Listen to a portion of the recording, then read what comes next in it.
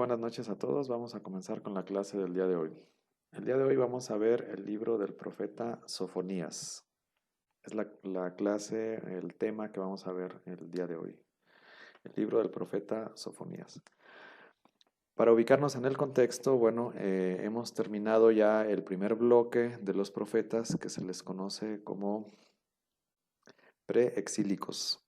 Ya vimos el profeta Amós, el profeta Oseas, el primer Isaías y Miqueas. Esos profetas se les conoce como preexílicos porque ejercieron su ministerio de, eh, antes del exilio, sobre todo, principalmente los vimos en el siglo octavo. Eh, el día de hoy, bueno, y ya con el profeta Sofonías, digamos que sería el primer profeta del segundo bloque que se conoce como profetas exílicos, profetas durante el exilio.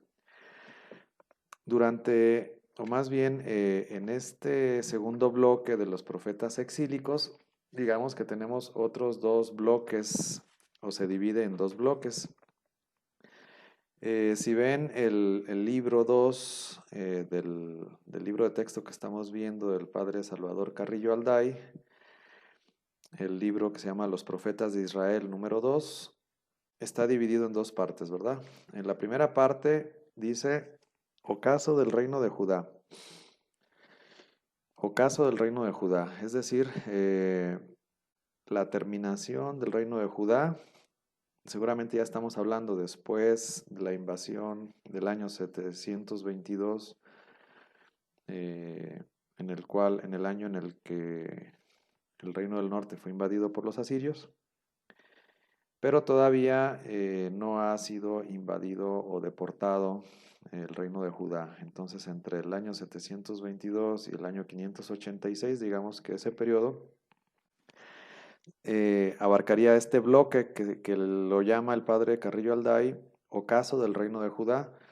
Y ahí tenemos pues cuatro profetas. Tenemos tres profetas cuyo texto es muy cortito, Sofonías, Nahum y Habacuc. Son libros muy cortitos, muy chiquitos. Sofonías, Nahum y Habacuc. Y tenemos también el libro de Jeremías, que ese sí es bastante extenso. Eh, entonces, en estos cuatro profetas, Sofonías, Nahum, Habacuc y Jeremías, los podemos ubicar en este bloque, que es el ocaso del reino de Judá, es decir, ya la terminación del reino de Judá antes de ser invadido por los babilonios en el año 586 antes de Cristo o 10 años antes, ¿no? Y tenemos otro segundo bloque que el padre Carrillo Alday lo menciona como destierro babilónico. Esto ya es propiamente durante el destierro. Durante el destierro, pues tenemos estos tres libros: el libro de Lamentaciones, el libro de Ezequiel y el segundo Isaías, el segundo libro de Isaías o Deutero Isaías. Entonces, segundo Isaías, Ezequiel y Lamentaciones, digamos que fueron escritos, o principalmente, o la mayor parte de su texto fue escrito durante el destierro en Babilonia. Entonces, estos dos bloques conforman lo que se conoce como los profetas exílicos, unos poquito antes del exilio de Babilonia y otros ya durante el exilio en Babilonia. Entonces, sin embargo, bueno, pues todo este bloque se le conoce como profetas exílicos, ¿no? Dentro de este contexto, bueno, pues vamos a ver entonces el libro del profeta Sofonías, que es el primero o el más antiguo dentro de estos profetas. Bueno, déjenme ver la presentación.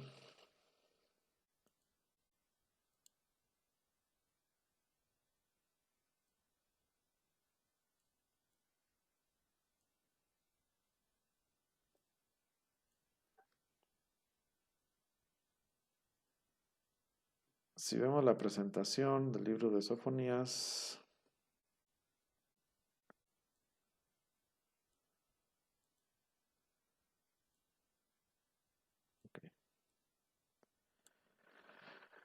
lo presenta aquí padre Carrillo Alday lo profeta como el profeta de los pobres. Vamos a ver por qué el profeta de los pobres es Sofonías. Bueno, aquí en el libro de Salvador Carrillo Alday, en la página 9 de su libro, dice, bueno,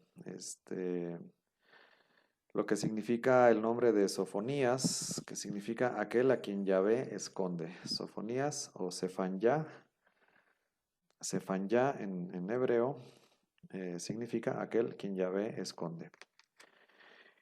Dice que la genealogía del capítulo 1, versículo 1, presenta al profeta como un hombre de pura raza judía, ¿no? Es un hombre de cepa, de raza, judío ortodoxo,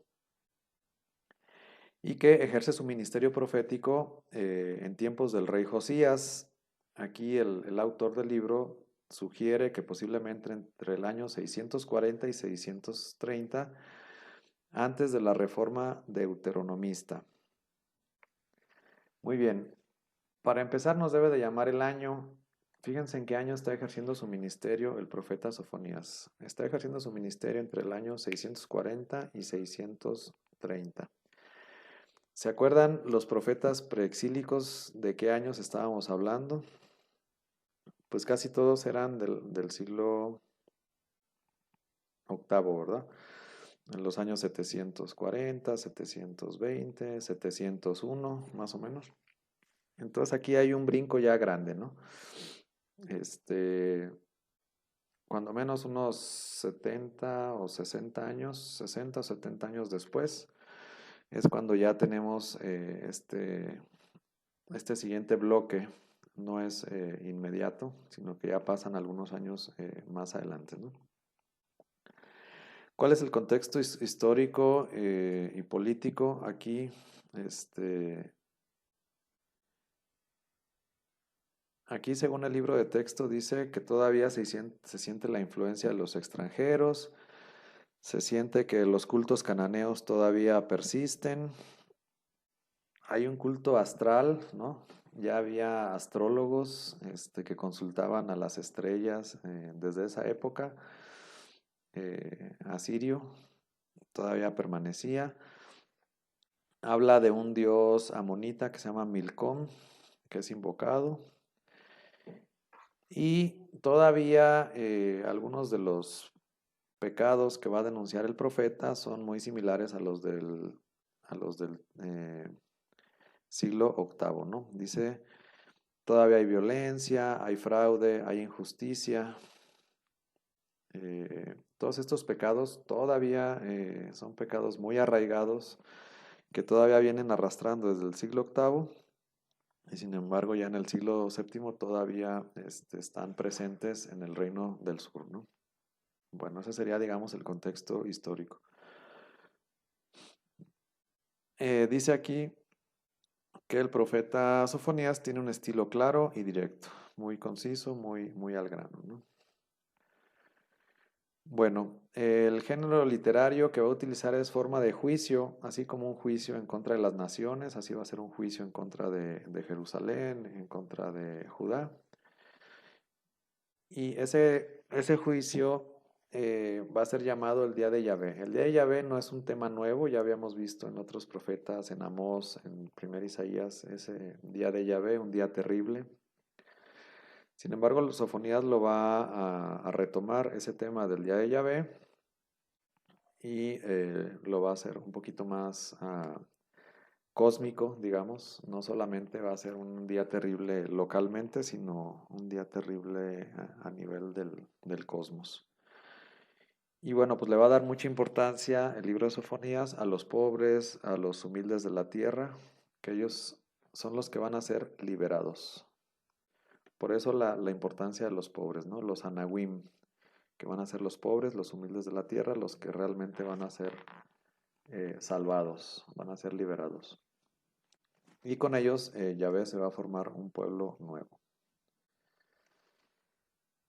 Tenemos una cita, dice, aquel día visitaré a todos los que escalan el umbral, los que llenan la casa de su Señor de violencia y de fraude. Bueno, ya desde el capítulo 1, versículo 9, ya está denunciando la violencia y el fraude, ¿no? Similar a sus contemporáneos, bueno, no tan contemporáneos, a sus antecesores o predecesores del siglo octavo, ¿no? ¿Qué es lo que va a denunciar el profeta? Bueno, el profeta va a denunciar pecados sociales, que son muy similares a los que denuncia Miqueas y los profetas del siglo octavo, abusos de ricos contra pobres, similares, culto idolátrico, similar a lo que denuncia el profeta Oseas, comerciantes injustos, también igual Miqueas, y Amós, la injusticia, ¿no? Y la incredulidad. No creen en Yahvé, no creen en que Dios haga ni el bien ni el mal. Bueno, va a ser básicamente los pecados que va a denunciar. Vamos a ver directamente el texto. eh, Vamos a ver qué es lo que dice directamente la Biblia para ir viendo pues algunos puntos importantes acerca eh, de este profeta. Vamos a ver.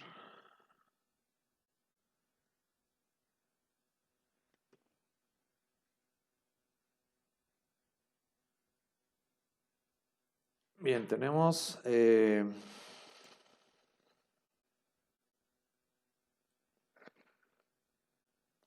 inicio del profeta Sofonías, capítulo 1, versículo 1, ¿no? Dice, palabra de Yahvé que fue dirigida a Sofonías, hijo de Cusí, hijo de Gedalías, hijo de Amarías, hijo de Ezequías, en tiempo de Josías, hijo de Amón, rey de Judá. Bueno, por el linaje, por la genealogía, por eso dice que parece un israelita, un judío de cepa pura, ¿no?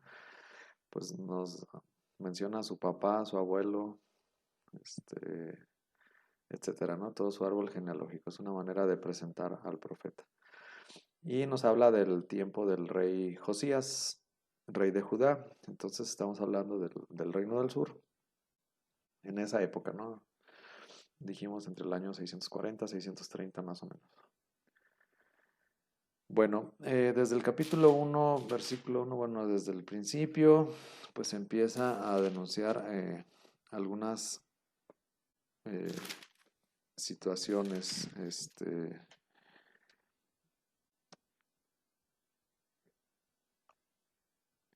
¿qué es lo que vamos a ver? En el capítulo 1, versículo 5, ya vamos a ver las primeras denuncias, ¿no? Bueno, desde el capítulo 4.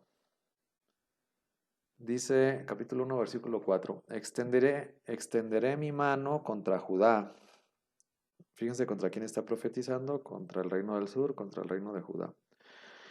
Y contra todos los habitantes de Jerusalén, específicamente contra la ciudad de Jerusalén, va a ser muy enfática en denunciar los pecados de Jerusalén. Y extirparé de este lugar lo que queda de Baal, este dios cananeo, ¿no? El nombre de los ministros con los sacerdotes, los que se postran en los terrados ante el ejército del cielo, los que se postran ante Yahvé y juran por Milcom. Bueno, entonces está denunciando pues la idolatría, ¿no? La idolatría menciona aquí a Baal, este dios cananeo, y Milcom, que dijimos que era un dios, ¿qué? Amonita. Amonita. Ajá. Entonces, contra ellos, contra estos dos dioses, ¿no? Contra los que invocan a Baal, los que invocan a Milcom. Y los sacerdotes, dice, los que se postran en los terrados ante el ejército del cielo. ¿Cómo entendemos o cómo interpretamos los que se postran en los terrados ante el ejército del cielo? ¿Qué podemos entender aquí? Que se postraban ante los, que le daban culto al sol, a la luna, a las estrellas. Era lo que hacían los asirios. Sí, sobre todo las estrellas, ¿verdad? Eh, Aquí pues dice los que se postran en los terrados, o sea, como que los que se acuestan en pues sí, en los techos. Pues es como un doble significado, ¿verdad? Uno, pues para poder ver las estrellas, pues necesitan estar postrados, acostados, ¿no? Para admirar las estrellas, ¿no? Pero no admiran las estrellas como una creación de Yahvé, sino que admiran las estrellas porque ya tienen este culto astrológico, ¿no? En donde tienen sus dioses, como dice ahí Asirios, sus dioses que le dan culto a las estrellas, ¿no? Digamos, son los astrólogos de esa época, como en la época actual, ¿no? Pues que se dejan todas estas personas, si lo actualizáramos este mensaje, pues todas estas personas que se dejan llevar o guiar por sus horóscopos, supuestamente, ¿no? Todos estos astrólogos que supuestamente las estrellas guían nuestras conductas, guían nuestra suerte, guían si nos va a ir bien o si nos va a ir mal, ¿no?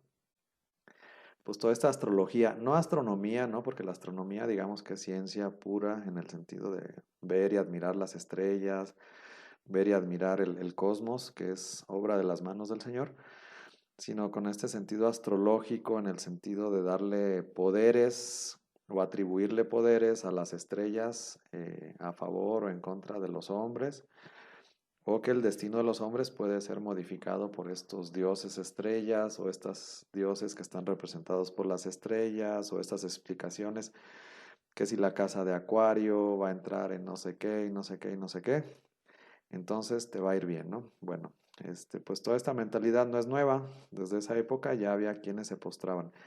Y el postrarse, bueno, pues también significa el creer que son dioses, ¿no? El creer que tienen influjo, que influyen en las personas, ¿no? Es increíble cómo en estas fechas todavía hay gente que cree que estas estrellas que están a millones de años luz, pues van a afectar nuestro destino, van a afectar si nos va bien o nos va mal, ¿no? Cuando son inertes, cuando no hay vida, cuando ni siquiera saben de nuestra existencia y nosotros les damos la importancia como si las estrellas estuvieran muy preocupadas de que nos vaya a ir bien o nos vaya a ir mal el día de hoy, ¿no? Cuando ni cuenta se dan de nuestra existencia, pero en nuestra ignorancia, en nuestra idolatría o la idolatría de la gente de atribuirle poderes a estas cosas, bueno, pues es la gente la que le da esos poderes, no es que tengan poderes las estrellas, sino que la gente se los da. Pero bueno, este culto astrológico, digamos, que está condenado aquí desde la Biblia, ¿no? Así como está condenado el darle culto a Baal, a Milcom, pues también a esta astrología que le da más poderes a las estrellas de lo que realmente tienen, ¿no? Bueno, pues denuncia todo eso, ¿no? La idolatría y la astrología, también aquí ya más específicamente la astrología. Los ejércitos del cielo, el ejército del cielo, digamos, sería las estrellas, más que la luna y el sol, digamos, los miles de estrellas o millones de estrellas que se ven en la noche, sería el ejército del cielo, ¿no? Ese sería lo que está condenando. No como obra de Dios, no está condenando la creación, sino está condenando el culto astrológico de darle poderes o crear dioses falsos a partir de la creación de Dios, ¿no? Bueno, entonces eso es lo que empieza a condenar ahí. Luego en el versículo 7 dice, silencio ante el Señor Yahvé, porque el día de Yahvé está cerca. Sí, Yahvé ha preparado un sacrificio, ha consagrado a sus invitados. Bueno, en primer lugar tenemos este concepto del día de Yahvé. Ya no es nuevo, ya lo hemos visto en otros profetas, lo vimos con Amós, lo vimos también con primer Isaías. Ya habíamos dicho que el día de Yahvé en estas circunstancias del preexilio no es un día de júbilo, no es un día de una visita por sus buenos méritos, por sus buenas obras, sino es una visita al contrario, en donde va a llamar a cuentas a su pueblo escogido, ¿no? Entonces es un día terrible, más bien es un día pues difícil, oscuro, de juicio, más que un día de alegría y de gozo, es un día de llamar a cuentas a su pueblo, ¿no? Y aquí, bueno, lo interesante es que según Sofonías, o hace la comparación, lo compara con un sacrificio. Ese día de Yahvé va a ser un sacrificio y consagrado a sus invitados. Sucederá en el día del sacrificio de Yahvé que yo visitaré a los príncipes. Este visitaré, acuérdense, esa visita no es una visita de cortesía, no es una visita de pastoral, de que viene el obispo a visitar a sus parroquias, una visita en buenos términos, sino esta visita es llamar a cuentas, ¿no? Va a llamar a cuentas a los príncipes, a los sacerdotes y a todo el pueblo, ¿no? Dice, yo visitaré a los príncipes, a los hijos del rey y a todos los que visten vestido extranjero. Visitaré aquel día a todos los que saltan por encima del umbral, los que llenan la casa del Señor con violencia y fraude. Bueno, entonces va a llamar a cuentas a los príncipes, a los hijos del rey, pero también todos los que practican la violencia y el fraude, ¿no? Esta violencia y fraude que tenemos muy bien descrita en los profetas anteriores, especialmente Amós, Oseas, Miqueas, Primer Isaías, que hablan de esta violencia y fraude que se comete en contra de los más desprotegidos. Y entonces, bueno, pues es una llamada a cuentas ante Yahvé, ¿no? Por esta violencia y fraude que han cometido. Bueno,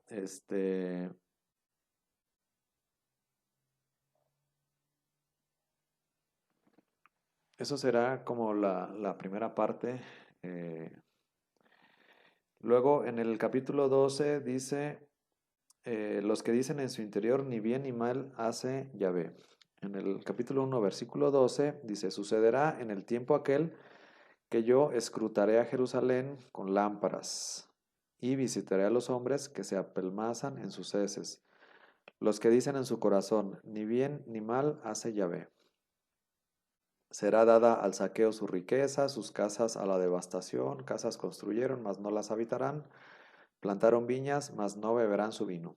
Bien, este oráculo es muy similar a los que vimos del siglo octavo. Bueno, haciendo referencia a todas estas personas ricas, poderosas, que, bueno, han construido tal riqueza y están construyendo casas y están construyendo viñas, etcétera, y sin embargo no van a disfrutar de ellas ni de sus frutos. ¿Por qué? Bueno, pues porque viene, digamos, la invasión. Llama la atención aquí la frase, ni bien ni mal hace Yahvé, ¿no? Hay mucha gente que dice, bueno, pues Dios, pues ni fu ni fa, Dios, Él está ya como en sus asuntos, ni bien ni mal, ni fu ni fa, Dios ni pinta ni se mete con nosotros, nos deja hacer nuestros negocios, nos deja hacer nuestras tranzas, nos deja hacer lo que nosotros queramos, al cabo que Dios ni se mete con nosotros, Él está allá donde esté y ni bien ni mal hace Yahvé, ¿no? Bueno, pues esas personas que dicen ni bien ni mal hace Yahvé, o ni existe, o si existe no se mete con nosotros, no interviene Dios, pues aguas, ¿verdad? Porque aquí está esta advertencia. Dice, visitaré a los hombres que se apelmazan en sus heces, los que dicen en su corazón, ni bien ni el mal hace Yahvé. Pues sobre ellos viene la visita, sobre ellos viene el castigo, sobre ellos viene la advertencia. Los que se creen así muy, que dicen, pues es que yo ni creo en Dios, a lo mejor ni existe, yo soy Dios, todos somos dioses, etcétera. Los que, bueno, se creen así como que muy ateos, o a lo mejor creen en Dios, pero creen que Dios está en sus asuntos y que no interviene ni interfiere en los asuntos de uno. Y como que Dios nos da permiso entonces de hacer nuestros negocios como nosotros queramos, explotando al pobre, cometiendo violencia, etcétera, pues no es así, ¿verdad? Dios nos va a llamar y nos va a pedir cuentas de todos nuestros actos. Bueno, entonces ya se acerca el gran día de Yahvé. En el versículo 14 tenemos ya la descripción, el día de Yahvé, la descripción gráfica del día de la ira de Yahvé. Dice el versículo 14, cercano está el gran día de Yahvé, cercano a toda prisa viene. Amargo el ruido del día de Yahvé, dará gritos entonces hasta el bravo. Día de ira, el día de aquel, día de angustia y de aprieto. día de devastación y desolación, día de tinieblas y de oscuridad, día de nublado, densa niebla, día de trompeta y de clamor contra las ciudades fortificadas y las torres de los ángulos. Bueno, en primer lugar nos está diciendo que el día de Yahvé no es un día de luz, sino de sombras, ¿no? Como dice Miqueas. No es un día de júbilo, sino es un día de tristeza, ¿no? Y aquí nos describe un poquito cómo va a ser aquel día. Es un día de angustia, un día de aprietos, un día de devastación, de desolación, de tinieblas, de oscuridad, todo triste, ¿no? Todo negativo, todo malo. No porque Yahvé sea malo, sino porque digamos que está llamando a cuentas a su pueblo. Y ese llamar a cuentas, si las cuentas no son alegres, si las manos no están llenas, si los frutos no son los que espera Yahvé, pues entonces es un día terrible, ¿no? Es como si yo les preguntara ahorita a ustedes, bueno, si Dios nos llamara a cuentas el día de hoy, a cada uno de nosotros, ¿qué sería? ¿Un día de júbilo, de alegría o es un día de tristeza? O pues depende de cómo esté nuestra alma en ese momento, ¿no? Si estamos en gracia, si hemos a lo largo de nuestra vida cumplido a cabalidad con lo que Dios espera de cada uno de nosotros, si nos hemos esforzado por cumplir los mandamientos, si nos hemos esforzado por cumplir la voluntad de Dios, pues sí será un día de fiesta, un día de júbilo, un día de alegría. Y sin embargo, si no hemos cumplido los mandamientos, si no nos hemos esforzado por cumplir la voluntad de Dios, entonces va a ser un día así, ¿verdad? De angustia, de aprieto, de devastación, de desolación, de tinieblas, de oscuridad, etcétera. Entonces ahora sí que el día de Yahvé puede ser un día de alegría, de júbilo, o puede ser un día terrible. En este caso, en el contexto en el que está hablando, no porque Dios sea un Dios castigador, pero en el contexto del que está hablando del siglo séptimo, y está llamando a su pueblo por todos sus pecados, bueno, pues lo está llamando a cuentas, pues está la cantidad de injusticias, de violencia y de fraude de ese pecado social, que por eso va a ser un día terrible, no porque Dios sea un Dios terrible ni un Dios vengativo, sino porque la respuesta o los frutos que tiene para dar el pueblo, pues son muy pequeños y por eso no alcanzan a hacer un día de alegría y de júbilo, sino más bien un día de tristeza, ¿no? Dice en el versículo 17, yo pondré a los hombres en aprieto y ellos como ciegos andarán, porque pecaron contra Yahvé. ¿Cuál es la razón que andarán como ciegos? Porque pecaron contra Yahvé. Su sangre será derramada como polvo y su carne como excremento. Ni su plata ni su oro podrán salvarlos en el día de la ira de Yahvé, cuando por el fuego de su celo la tierra entera sea devorada, pues él hará exterminio y terrorífico de todos los habitantes de la tierra. Bien, aquí el castigo ya no solamente se va a limitar a Jerusalén o a Judá, sino que el castigo va a ser cósmico, ¿no? Va a haber una serie de señales cósmicas. Y bueno, pues aquí ya nos hace recordar a lo mejor una lectura apocalíptica en donde habla pues del final de los tiempos, ¿no? Del cumplimiento de las profecías. Si lo vemos así, de que no solamente es el día terrible en que los van a invadir los babilonios, sino un día terrible en donde, digamos, el final de los tiempos, la segunda venida de Jesucristo, en donde, bueno, pues las personas que no hayan hecho la voluntad de Dios, pues ni su plata ni su oro los podrán salvar, andarán como ciegos porque pecaron contra Yahvé, etcétera, ¿no? Va a ser un día terrible para las personas que no hayan cumplido la voluntad de Dios.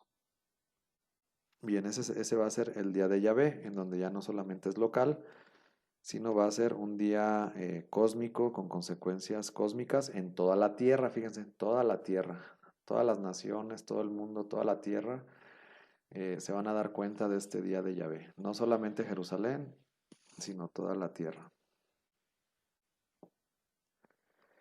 Bueno, eso sería el capítulo 1.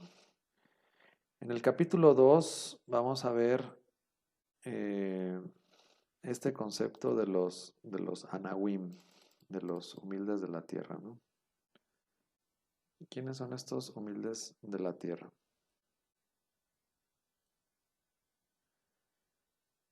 En el capítulo 2 dice, reuníos, congregaos, gente sin vergüenza, antes de que seáis aventados como el tamo que en un día pasa, antes de que caiga sobre vosotros el ardor de la cólera de Yahvé, antes de que caiga sobre vosotros el día de la cólera de Yahvé.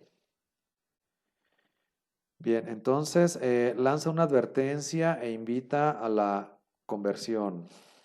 ¿A quiénes? Pues a todos, ¿no? Antes de que caiga sobre ustedes el castigo, antes de que caiga ustedes sobre la cólera de Yahvé, a todos ustedes, ¿no? Reúnense, congréguense, júntense, ¿no? Gente malvada, gente sin vergüenza. Y luego dice en el versículo 3, buscad a Yahvé, vosotros todos, humildes de la tierra, que cumplís sus normas, buscad la justicia, buscad la humildad, quizá encontréis cobijo el día de la cólera de Yahvé. Bien, esta frase la podemos como subrayar, ¿no? Todo lo que dice aquí. Buscad a Yahvé vosotros todos. La solución, bueno, pues está en la conversión. La solución a todos los problemas está en buscar a Dios.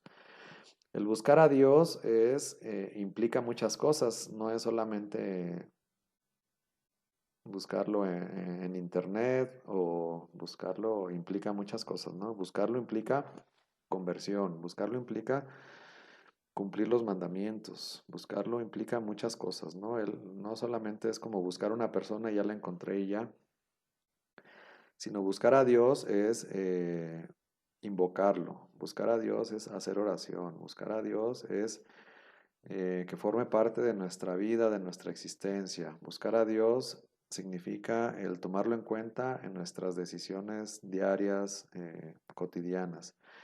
Buscar a Dios es hacerlo el centro de nuestra vida. Y eso es digamos, el principio de la conversión. ¿A quién les está diciendo? Bueno, eh, aquí se refiere ya más específicamente a los humildes de la tierra, ¿no? La invitación es a todos, vosotros todos, la invitación a la conversión es a todos. Sin embargo, los que pueden llegar a responder son los humildes de la tierra. Esto que humildes de la tierra que en hebreo se les conoce como los anawim, son estos humildes de la tierra, que son aquellos que sí cumplen las normas, que son aquellos que buscan la justicia, que son humildes. Dice, busquen a Yahvé, humildes de la tierra, que cumplen sus normas, busquen la justicia, busquen la humildad. Y quizás entonces encontréis cobijo el día de la cólera de Yahvé. Entonces, los humildes de la tierra son los únicos que posiblemente, quizás puedan encontrar la salvación. Quizás ellos son los únicos que pueden aspirar a encontrar protección, a encontrar el cobijo. Ese día de la cólera de Yahvé, ese día de Yahvé, son los únicos que podrían llegar a salvarse.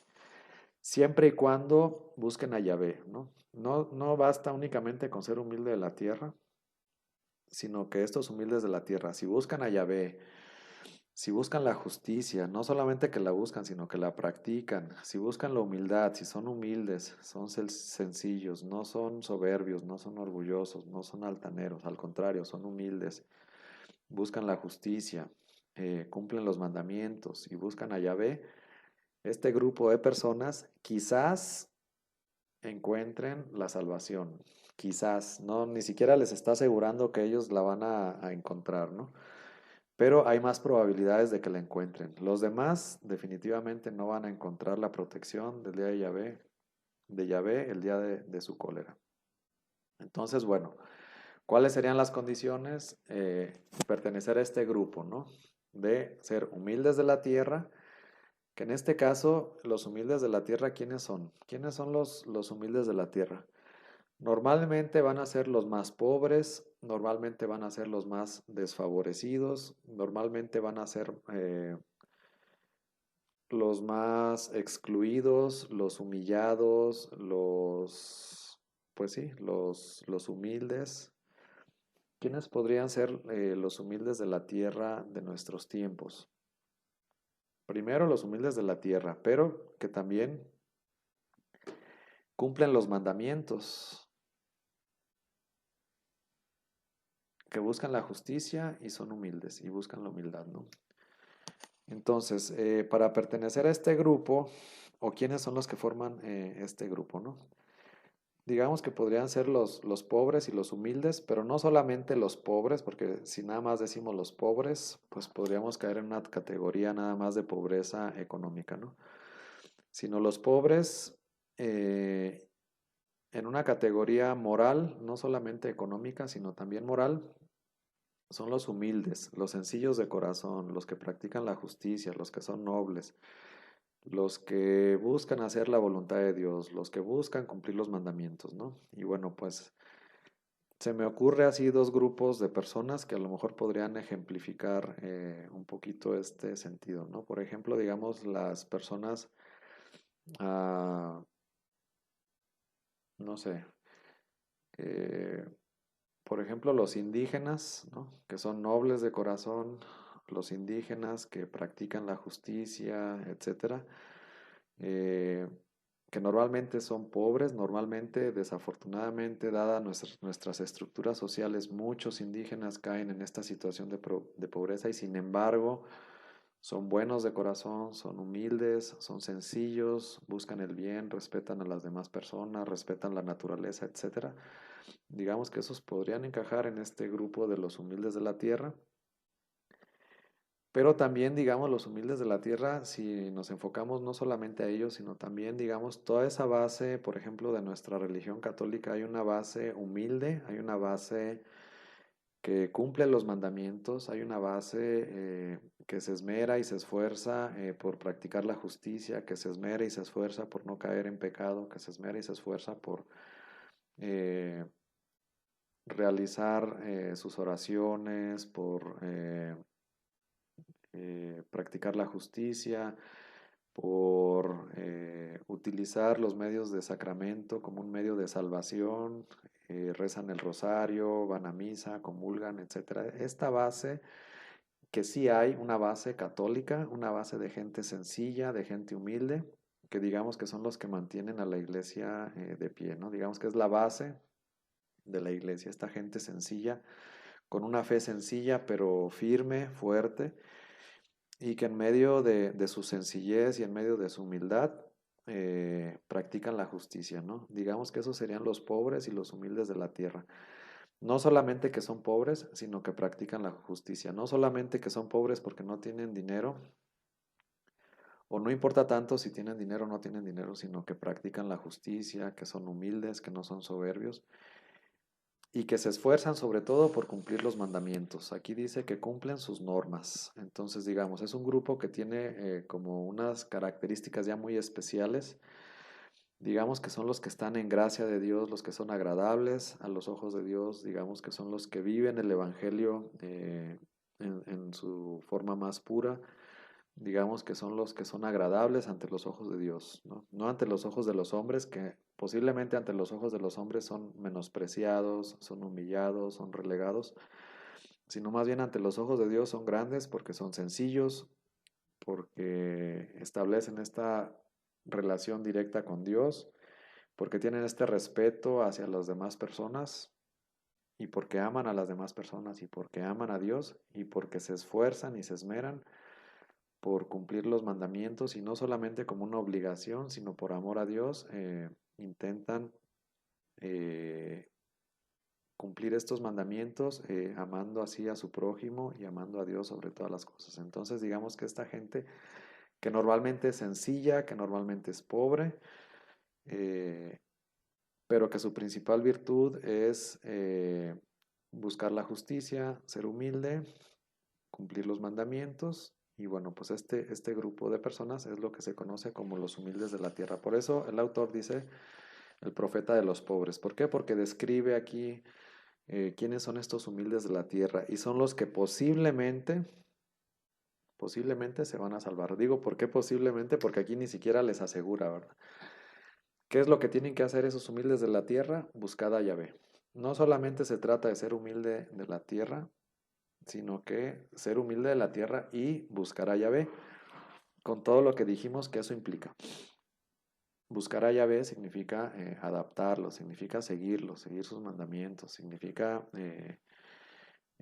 admitirlo en nuestra vida, en nuestro corazón, en nuestras familias, el que sea el centro de nuestra vida, el que Él sea el que bendiga nuestras actividades diarias y cotidianas, etcétera.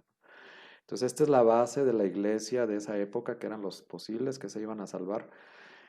Y no solamente salvar de la invasión babilónica, sino que de este juicio de Yahvé, de este día de Yahvé, son los que van a alcanzar la salvación. Son los que posiblemente van a alcanzar la salvación, siempre y cuando se mantengan en la justicia, se mantengan en la humildad, cumplan los mandamientos y busquen a Yahvé, invoquen a Yahvé, permanezcan así, ¿no? Ese sería este grupo de los humildes de la tierra. No sé si ustedes pueden ubicar este grupo de personas en la actualidad y los podemos como imaginar en esa época también. La gente sencilla, la gente pues que practica la justicia, que intenta cumplir los mandamientos. No sé si queda más o menos claro este concepto de los Anahuim, de los humildes de la tierra, tanto en su concepto eh, económico, pero más que económico, como una categoría moral de este grupo de personas que forman la base de los que digamos ahora forman la iglesia, ¿no? No sé si queda más o menos claro o si alguien tiene algún comentario o si pueden ubicarlos en el contexto actual. ¿Qué tipo de personas o qué característica podemos encontrar en este tipo de personas? ¿Quién quiere compartir algo?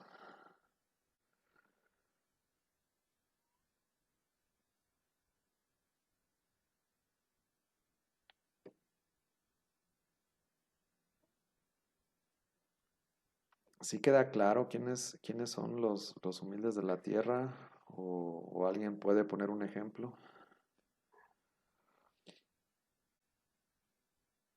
Sí, Víctor. Sí, pues inclusive puede ser desde los, digo, sabemos que luego está muy dañado, pero los mismos sacerdotes pueden ser humildes desde la tierra, ¿no? Que luego, bueno, se habla de humildes de corazón y, bueno, conocemos que muchos sacerdotes, pues bueno, desde sus votos de pobreza y que practican la justicia. Entonces, yo creo que los sacerdotes pudieran ser eh, parte de este grupo. Sí, claro, los sacerdotes en su voto de pobreza, siempre y cuando lo ejerzan efectivamente y den muestras de esta pobreza, ¿no? Claro que sí. Podrían ser ellos. Sí, sí pueden ser, aunque no por el simple hecho de ser sacerdote ya entran automáticamente en este grupo, ¿no? Yo creo que para ser humilde de la tierra,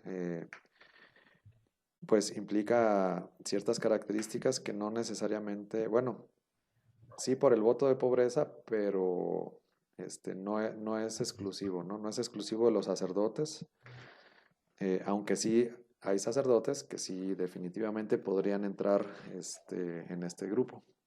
Pero digamos que no necesariamente y no todos, sino algunos, ¿no? Que podrían cumplir con otras características. ¿Sí, Linda?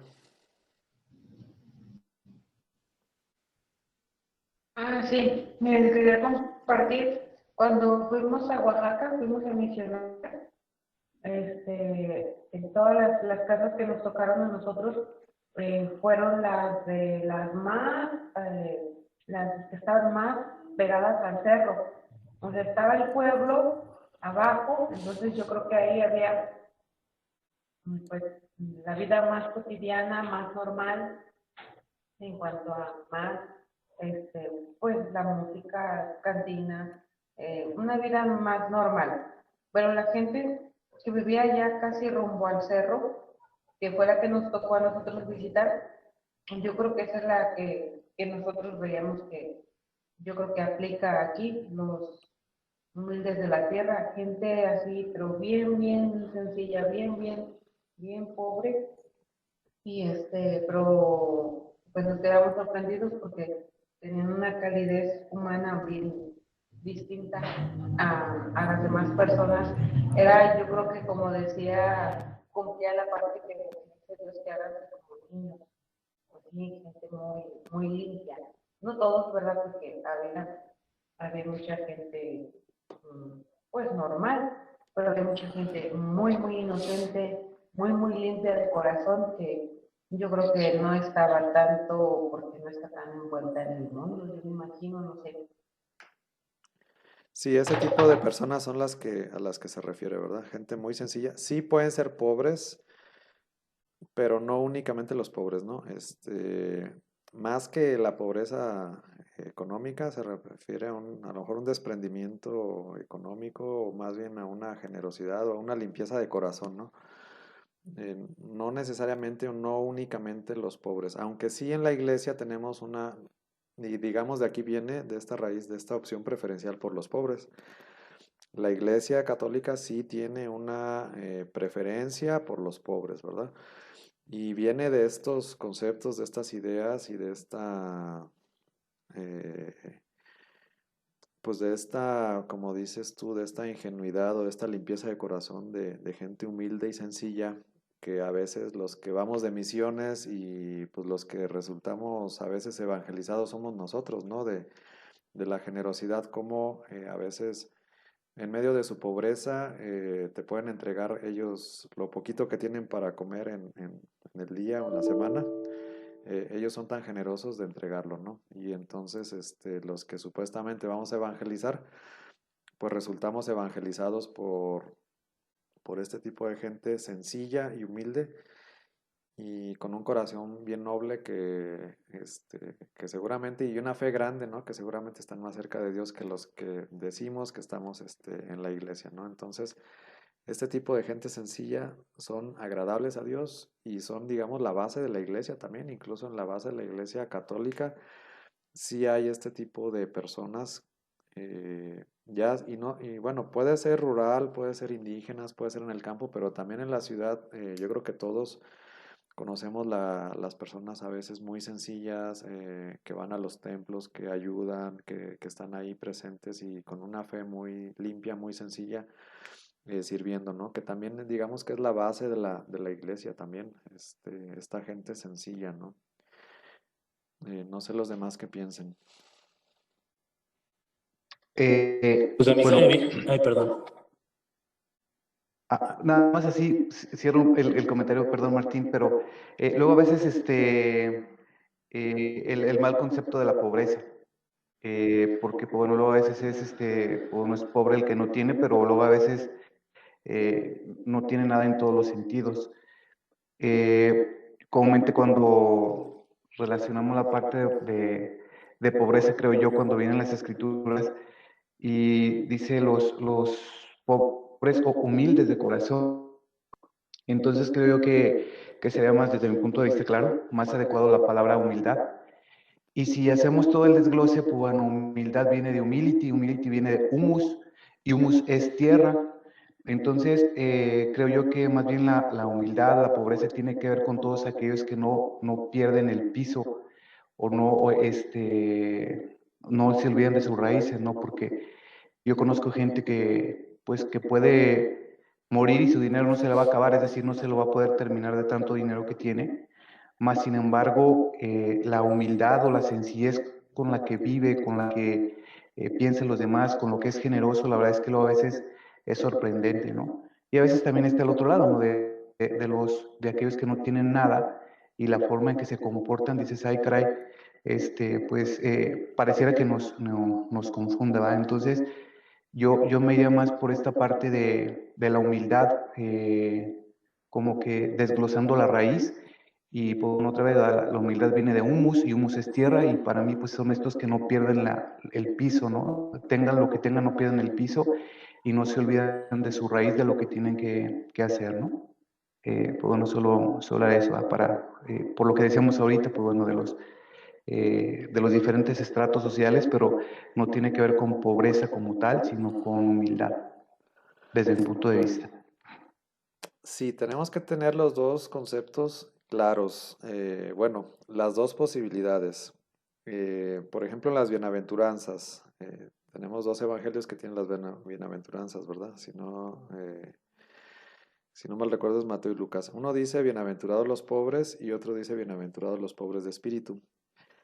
Ah, digamos que los pobres de espíritu es como para matizar un poco, suavizar y no nada más como eh, exaltar a los pobres únicamente por ser pobres. Sin embargo, están las dos, o sea, están las dos versiones. O sea, sí, no es que únicamente los pobres se van a salvar, no, no estamos diciendo eso, pero digamos que es más fácil caer en esta humildad, es más fácil caer en estas actitudes de servicio, de amar a Dios, que los ricos, que los poderosos, que los potentados, ¿verdad? Como cuando Jesús les dice a sus apóstoles, les dice, es más fácil que un camello entre en esa aguja a que un rico se salve. Entonces dicen, bueno, pues entonces ¿quién se puede salvar? Dice, bueno, para Dios nada es imposible. Obviamente, para Dios cualquiera se puede salvar, ricos y pobres, pero es más fácil, ¿verdad? Para estos pobres. Entonces, sí hay también, porque podríamos caer muy en el relativismo de decir, ah, no, pues entonces nada más son los pobres de espíritu y los pobres los dejamos a un lado, ¿no? También la Biblia, las bienaventuranzas, el Evangelio y estos textos que estamos viendo, sí van directamente a los pobres. O sea, sí podríamos matizar un poco en algunos casos, pero también hay textos que van directamente a los pobres. O sea, bienaventurados los pobres, punto. Eh, Les repito, las bienaventuranzas hay dos. Una que sí dice bienaventurados los pobres de espíritu, pero hay otra que dice bienaventurados los pobres. Entonces tampoco podemos descartarnos o olvidarnos de los pobres y decir, ah, no, pues es que los pobres, pues es que es relativo y que hay ricos muy buenos, sí, efectivamente, hay ricos muy generosos y también hay pobres que son muy orgullosos, ¿no? Pero digamos, hay que entender el concepto y sobre todo este concepto de los pobres de la tierra, digamos, que amplía todo, o más bien describe más bien este grupo de personas. No solamente el ser pobre por ser pobre, pero sí es más probable que encontremos este tipo de personas en los que son pobres y humildes. No exclusivamente, pero sí es más probable y por eso la iglesia sí tiene una opción preferencial por los pobres. Y en la medida en que la iglesia predica a los pobres y en la medida en que la iglesia se preocupa de los pobres, en esa medida la iglesia evangeliza y se evangeliza a sí misma, ¿no? Tenemos muchos casos pues de sacerdotes, de obispos que en medio de esta pobreza, sobre todo en nuestros países latinoamericanos, en donde hay mucha desigualdad, eh, pues sobre todo con los indígenas, ¿no? O con clases sociales muy, muy bajas, que hay estructuras sociales que impiden que estas personas salgan adelante. Y sin embargo, a pesar de las circunstancias, estas personas son sencillas, son humildes y son buenas y son de corazón puro y limpio, ¿no? Eh, digamos, ese sería el corazón de estos conceptos, de estas ideas que empiezan aquí desde estos profetas y que después se van desarrollando en el Evangelio. Eh, entonces, sí podríamos matizar un poco, pero tampoco podemos descartar a los pobres, porque normalmente la mayoría de estos humildes de la tierra los vamos a encontrar en este grupo, aunque no es exclusivo y no es únicamente, o sea, no es de que únicamente los vamos a encontrar a los pobres y todos los pobres van a entrar en esta categoría. No, pero sí la mayoría puede ser que caigan en esta categoría. Implica otras cosas, no solamente implica ser pobre, implica, como dice ahí el texto, implica intentar cumplir los mandamientos, implica buscar a Dios, implica practicar la justicia. Entonces, si sumamos todas estas características, nos da el grupo de los que realmente son los humildes de la tierra. Pero en un sentido estricto, normalmente sí va a ser ese grupo de los que son en la tierra normalmente desplazados, de los que son despreciados, de los que son relegados, de los que son hechos a un lado, normalmente.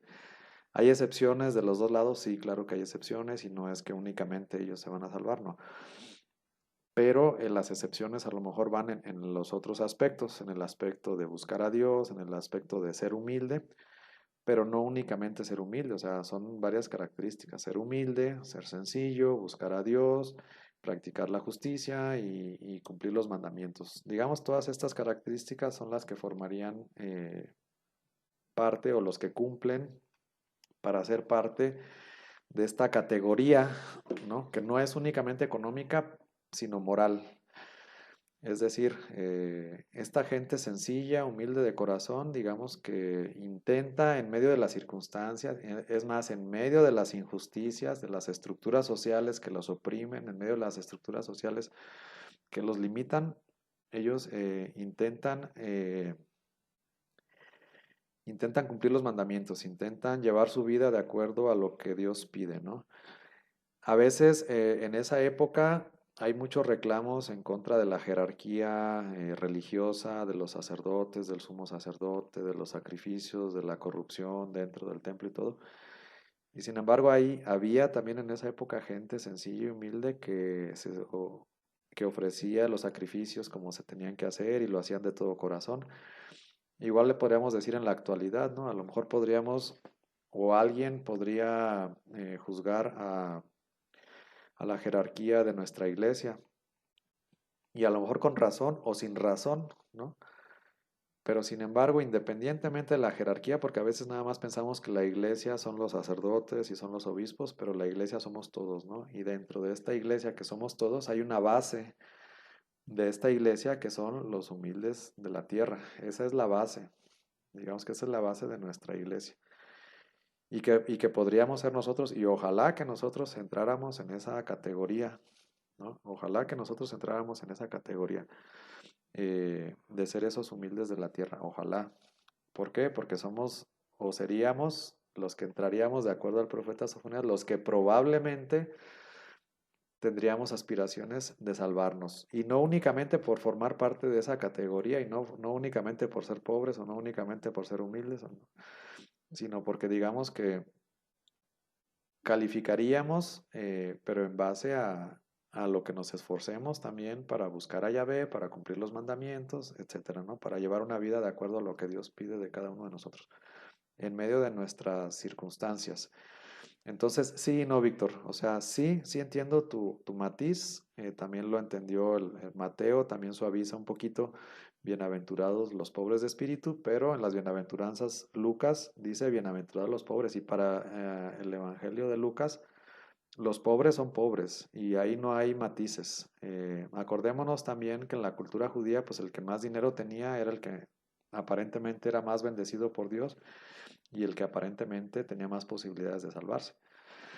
Y para Lucas no, bienaventurados los pobres, punto. No hay matiz en Lucas. Entonces, podemos tomarlo de las dos maneras. Sí con matiz, pero también sin matiz. Bienaventurados los pobres, porque los pobres, digamos, de alguna manera en medio de su pobreza,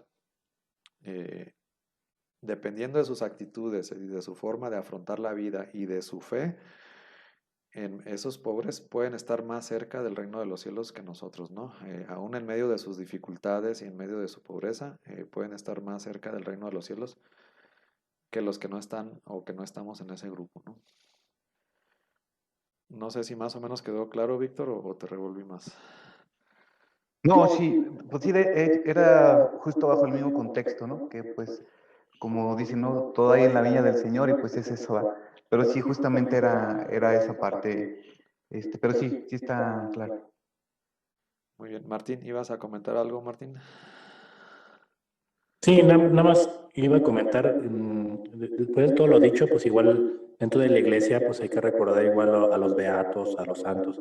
A mí, por ejemplo, el que se me vino a la mente como Anahuín, como un tipo de Anahuín, es la Santa Madre Teresa de Calcuta, por ejemplo. Ahí sí es un ejemplo de humildad y de total entrega a Dios. Yo pondré ese ejemplo nada más.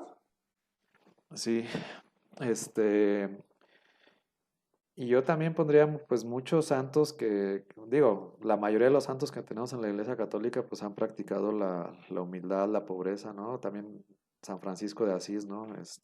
Extrema, ¿no? Pero, pero también yo pondría el ejemplo de la señora que va a la parroquia, y que a lo mejor no va a morir y a lo mejor, no va a ser reconocida y no va a ser llevada a los altares, pero esa señora que pide por los sacerdotes, que pide por todo mundo, que está ahí al pie del cañón, que ofrece sus oraciones y que realmente es humilde y que no solamente está en el templo, sino que saliendo del templo ayuda a quien puede, etcétera. Ese es también el grupo de personas que puede pertenecer a este grupo, ¿no? Que no va a llegar a los altares, pero que son esos anahuim, son esos pobres de espíritu, son esos pobres humildes de la tierra, pero que son los que son más probables de salvarse, ¿no?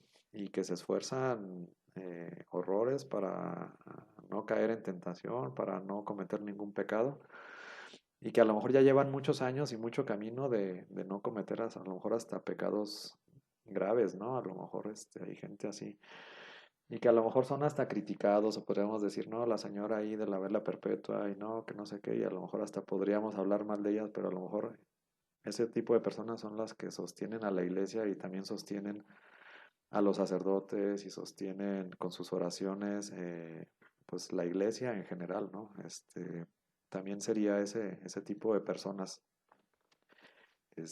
Aparte de los santos, bueno, los santos que son famosos, que son llevados a los altares, que todo el mundo conoce y que interceden por nosotros, pues esos santos anónimos, ¿no? Que también son los que llegan a sostener a la iglesia y que a lo mejor nunca van a llegar a los altares, pero los que las conocen y los que las conocemos sabemos que hay gente muy sencilla, muy buena dentro de la iglesia también.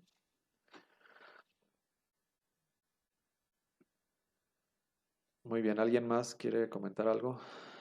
Sí, ahí tenemos un ejemplo también de no solamente la pobreza material, tenemos en Marco Acutis, el que está ahorita en proceso de canonización, no precisamente era pobre, sino que era muy entregado a Dios y creo que con eso, pues, según la iglesia, se está ganando la gloria. Sí, por eso el libro dice, no necesariamente como una categoría económica, sino más bien una categoría moral, ¿no? Vamos a decir, si no, no tanto de que si es pobre o no es pobre, no en cuanto a dinero, sino que si más bien es rico, digamos, en cuanto a gracia, en cuanto a entrega, en cuanto a generosidad, ¿no?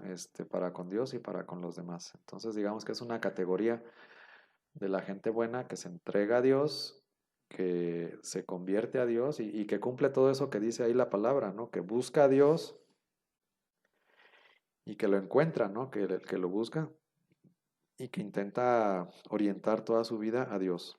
Este nuevo beato que tenemos en la Iglesia Católica que le llaman el campeón de la Eucaristía, ¿no? En donde él, bueno, pues expresaba su alegría y su fe y su amor a Dios en medio, a través de la Eucaristía, ¿no? Entonces, pues son ejemplos de personas muy cercanas a Dios que tenemos en nuestra iglesia y bueno, pues que nos ayudan y que nos animan a participar y que se nos deben de contagiar a formar parte de esta comunión de santos, en donde tenemos que practicar la humildad, tenemos que practicar la justicia, y tenemos que buscar a Dios convirtiéndonos y conformando y adecuando toda nuestra vida de acuerdo a la voluntad de Dios, ¿no? A lo que conocemos como la voluntad de Dios. Y bueno, pues tan es así que también tenemos acá en el Evangelio, bueno, tenemos muchas citas que hablan de estos pobres, ¿no? Vean cómo, por ejemplo, aquí en Lucas 4:18 tenemos una cita que dice, fíjense Lucas, y lo que les decía, aparte de las bienaventuranzas, aquí en 4:18 dice, el Espíritu del Señor sobre mí, porque me ha ungido para anunciar a los pobres la buena nueva. Me ha enviado a proclamar la liberación a los cautivos y la vista a los ciegos, para dar la libertad a los oprimidos y proclamar el año de gracia al Señor. Bueno, esto está tomado de Isaías, ¿verdad? pero vean cómo viene, porque me ha ungido para anunciar a los pobres la buena nueva. Si se fijan, ahí no está diciendo a los pobres de espíritu, ahí está diciendo a los pobres, ¿no?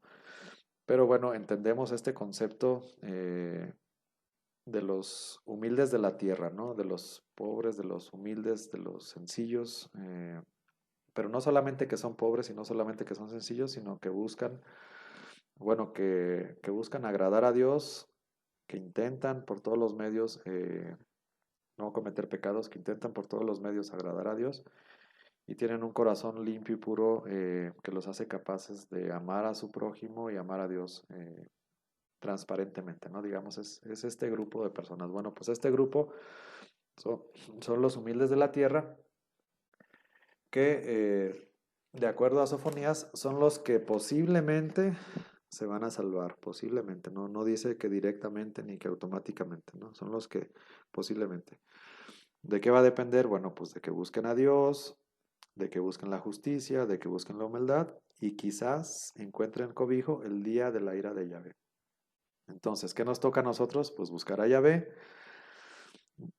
cumplir los mandamientos, buscar la justicia y buscar la humildad, ¿no? Ahí están 4 puntos que debemos hacer, así muy sencillos, ¿no? Buscar a Yahvé con todo lo que eso implica, cumplir los mandamientos con todo lo que eso implica también, buscar la justicia o practicar la justicia y buscar la humildad.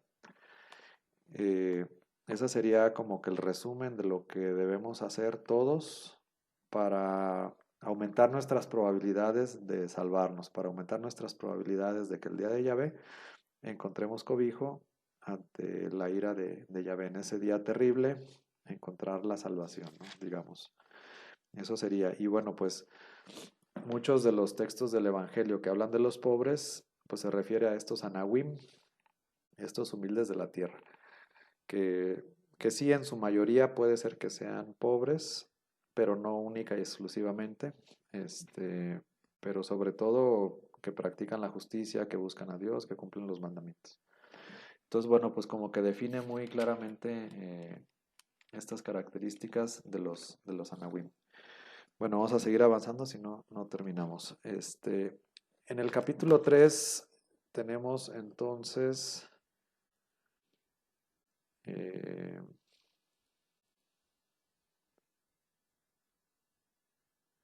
el capítulo 3 tenemos unas profecías contra Jerusalén.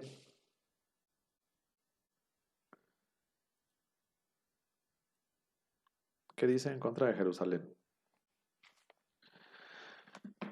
Dice, ay de la rebelde. Bueno, aquí profetiza ya directamente contra la ciudad de Jerusalén. Ay de la rebelde, la manchada, la ciudad opresora. Acuérdense que el profeta es del reino del sur y está profetizando contra el reino del sur. Aquí ya fue invadido y dispersado el reino del norte.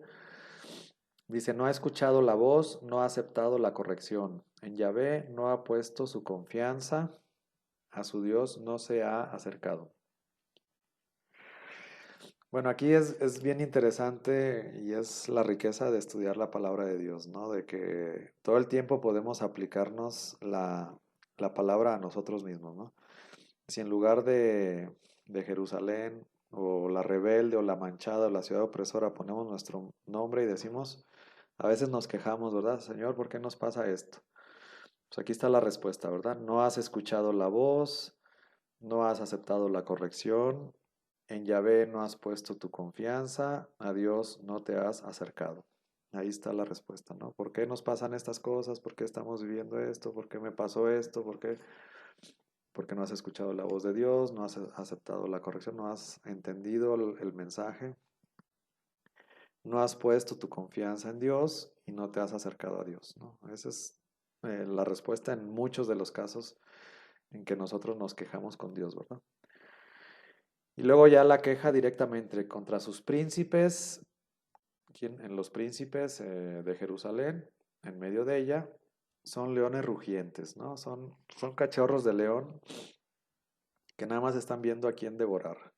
Sus jueces son lobos de la tarde, lobos esteparios, ¿no? Lobos que no dejan un hueso para la mañana, esos eh, que no dejan nada, ¿no? Son lobos feroces, los jueces. Los profetas que había falsos profetas, dice, fanfarrones, hombres traicioneros. Eso es lo que piensa el profeta Sofonías de los profetas falsos de esa época. Sus sacerdotes profanan lo que es santo y violan la ley. Los mismos sacerdotes que son los primeros que deberían de cumplir la ley, que son los primeros que deberían de respetar lo santo, son los primeros que profanan lo que ya es santo, ¿no? Y sin embargo, Yahvé es justo en medio de ella. ¿En medio de quién? De la ciudad de Jerusalén. A pesar de toda la injusticia, a pesar de toda la corrupción, a pesar de todas estas situaciones de rapiña, de fraude, de violencia que se dan en Jerusalén, Yahvé habita en medio de ella y no comete injusticia. Cada mañana Yahvé, cada mañana Dios pronuncia su juicio. No falta nunca el alba, no deja que deje de amanecer. Pero el inicuo o el pecador no conoce la vergüenza, no le importa, ¿no? Entonces, aún a pesar de la injusticia, Yahvé habita en medio de Jerusalén. Yo he exterminado a las naciones, etcétera.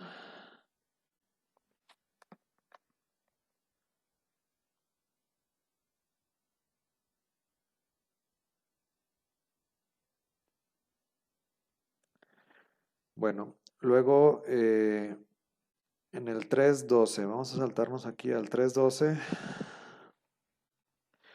que habla del resto de Israel. El resto de Israel lo va a comparar, pues obviamente con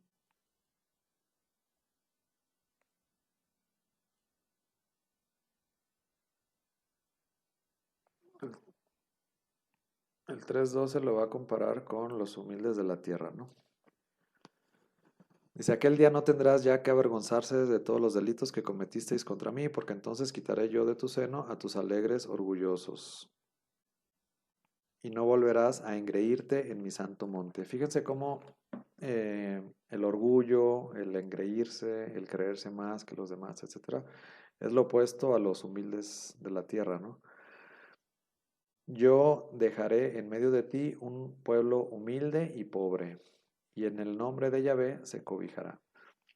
Entonces, en medio de tanto orgullo, de tanto soberbia de estas personas que se creen mucho, que son engreídos, más bien Yahvé va a dejar en medio de Jerusalén un pueblo humilde y pobre, y que se va a cobijar en el nombre de Yahvé, es que pone toda su confianza en medio de Dios.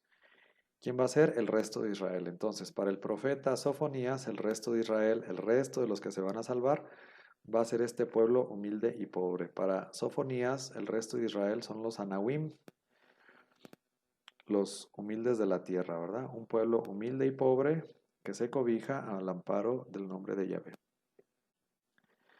No cometerán más injusticia, ¿no? Como viendo un futuro mesiánico, un futuro en donde ya, digamos, está erradicado el pecado, está erradicada la injusticia. Y este pueblo sencillo y humilde ya no va a cometer más injusticia, no va a haber mentiras, no va a haber más lengua embustera, se apacentarán y reposarán sin que nadie los turbe, ¿no? Digamos una era pacífica, una era de paz, una era en donde son los humildes, pero que no importa tanto que sean humildes, o no importa tanto que no sean ricos, o no importa tanto que no sean poderosos, sino que son humildes. Pero sin embargo, en medio de esa humildad y en medio de esa pobreza, van a ser felices, ¿verdad? Porque ya no va a haber pecado, no va a haber mentiras, no va a haber engaño, sino que va a haber una paz duradera, ¿no? Y luego tenemos esta frase, pues muy típica de Sofonías, ¿verdad? Lanza gritos de gozo, hija de Sión. Lanza clamores, Israel, alégrate y exulta de todo corazón, hija de Jerusalén. Ha retirado Yahvé las sentencias contra ti, ha alejado a tu enemigo. Yahvé, Rey de Israel, está en medio de ti, no temerás ya ningún mal. Aquel día se dirá a Jerusalén, no tengas miedo, Sión, no desmayen tus manos. Yahvé tu Dios está en medio de ti, un poderoso Salvador. Él exulta de gozo por ti, te renueva por su amor, danza por ti con gritos de júbilo, así como en los días de fiesta. Yo quitaré de tu lado la desgracia y el oprobio que pesa sobre ti. He aquí que yo haré exterminio de todos tus opresores en el tiempo aquel, y salvaré a la coja y recogeré a la descarriada, y haré que tengan alabanza y renombre en todos los países donde fueron confundidas. En aquel tiempo os haré venir, en aquel tiempo os congregaré, entonces os daré renombre, alabanza entre todos los pueblos de la tierra, cuando yo vuelva a vuestros cautivos, a vuestros propios ojos, dice Yahvé. Bien, entonces, en medio de esta situación y en medio de estos humildes, Dios se va a manifestar y tenemos un mensaje de esperanza, ¿no? Canta de alegría, grita de júbilo, Sión, hija de Sión. Alégrate porque Dios está en medio de ti. Entonces, lo más importante no son los humildes de la tierra, sino que lo más importante es que en medio de los humildes de la tierra, ahí está Yahvé, ahí está Dios en medio de nosotros. Y eso es lo más importante, ¿no? Ese mensaje de esperanza, de que en medio de la situación, en medio de los posibles castigos, en medio de las posibles invasiones, Dios está en medio de ellos. Dios habita en medio de ellos, ¿no? Y los invita a que canten de alegría, de júbilo, porque Dios está en medio de nosotros. Y bueno, pues ese sería el mensaje, no solamente del Antiguo Testamento, sino que este mismo mensaje se va a actualizar en la Anunciación, en el Evangelio de Lucas, ¿no? Que parece que aquí, eh, donde dice, alégrate y exulta de todo corazón, hija de Jerusalén, ¿verdad? Alégrate, llena de gracia, ¿no? Parece un poquito como la idea de la Anunciación, como que se actualiza este mensaje, aunque aquí en el Antiguo Testamento pues está hablando a todo Israel, le está hablando a Jerusalén, pero alégrate, alégrate, llena de gracia, exulta de todo corazón, salta de júbilo, Jerusalén, pero acá actualizado en el Nuevo Testamento, alégrate, llena de gracia. ¿Por qué? Porque Dios está en medio de nosotros, porque Dios está en medio de su pueblo. ¿Y cómo está en medio de su pueblo? Porque un poderoso Salvador nos ha nacido y su nombre es Emmanuel, Dios con nosotros, ¿no? Entonces, esta profecía de en medio de los humildes, en medio de los humildes Dios se hace presente, en medio de la más humilde de todas, que es María, y se hace presente y le anuncia que un poderoso Salvador va a nacer de ella, que salte de alegría, de gozo, porque Dios está en medio de su pueblo, porque Dios no se olvida de su pueblo, porque Dios no se olvida de estos humildes de la tierra y porque Dios nos da esta salvación, ¿no? Entonces, esta alegría, este júbilo, este gozo, porque Dios está en medio de ellos, se va a ver reflejado en el Nuevo Testamento de una manera más palpable a través de su Hijo Jesucristo, que van a ser en medio de este pueblo, por medio de María, a quien la invita a que se alegre y junto con ella nos alegramos todos, ¿verdad? ¿Cuál es el motivo de alegría? Que Dios está con nosotros, que Dios puso su morada en medio de nosotros, que Dios nos ha suscitado a un Salvador. Y ese Salvador, bueno, pues es la alegría de todos y cada uno de nosotros, ¿no? Jesucristo, que vino para salvarnos, que vino para hacernos partícipes de esta salvación y que nos conceda la gracia de nosotros pertenecer a este grupo de estos humildes de la tierra para que podamos nosotros también alcanzar esa salvación que viene de Dios. Bien, creo que serían pues más o menos el mensaje, la esperanza de la salvación, de hacer un pueblo nuevo en base a estas ovejas que van a ser salvadas, que fueron dispersadas y que van a ser reunidas nuevamente en torno al Señor. Muy bien, pues con esto terminaríamos.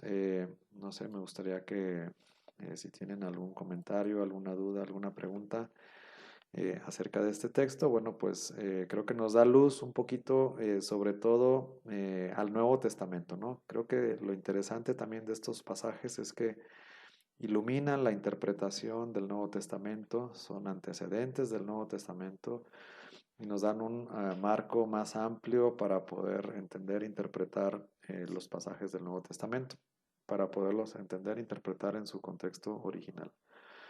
Muy bien, ¿alguna duda o pregunta acerca de este mensaje? No sé si algo que les haya llamado la atención en general.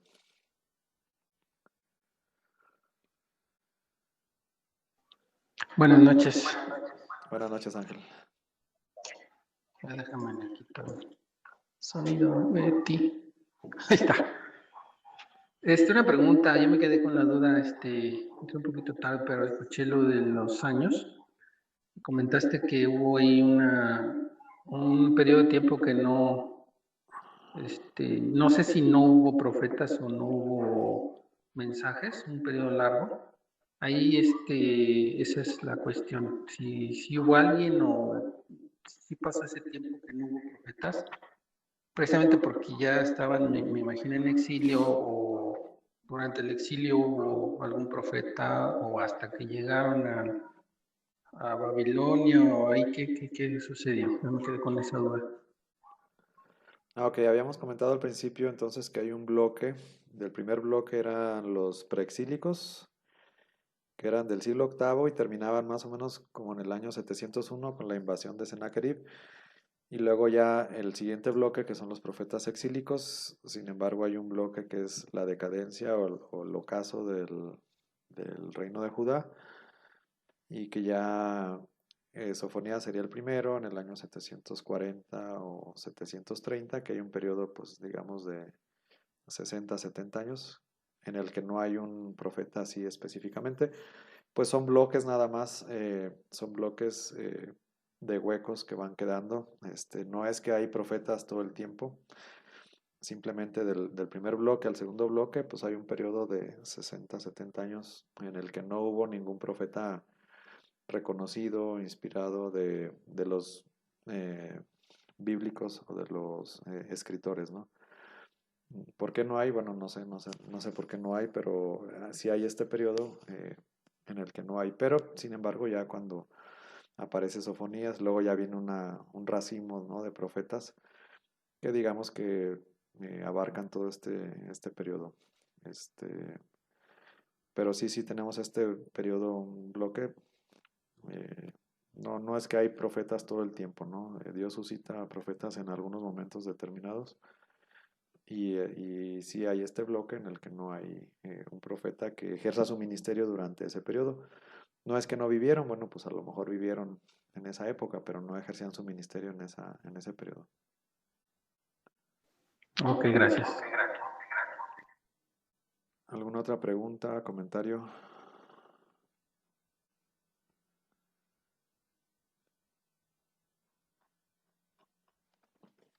Buenas noches a todos.